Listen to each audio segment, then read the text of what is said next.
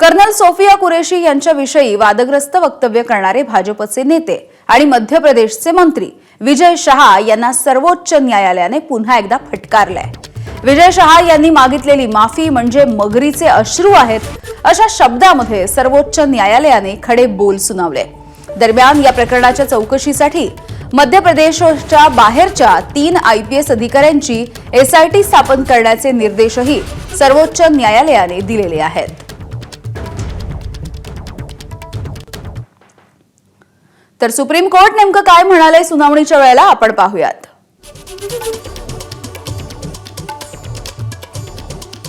कुठे आहे तुमचा माफीनामा असा सवाल विचारला। कायदेशीर प्रक्रियेपासून वाचण्यासाठी अनेक जण माफी मागतात।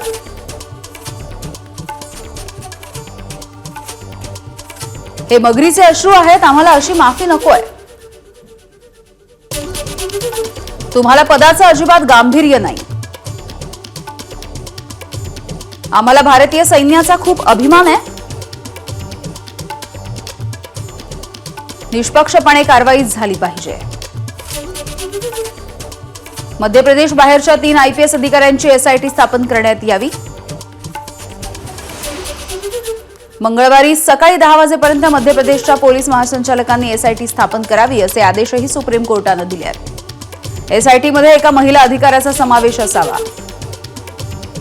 याचिकाकर्त्यांनी तपासामध्ये सहकार्य करावं, तुर्तास त्यांना अटक करू नये। ABP माझा, उघडा डोळे बघा नीट।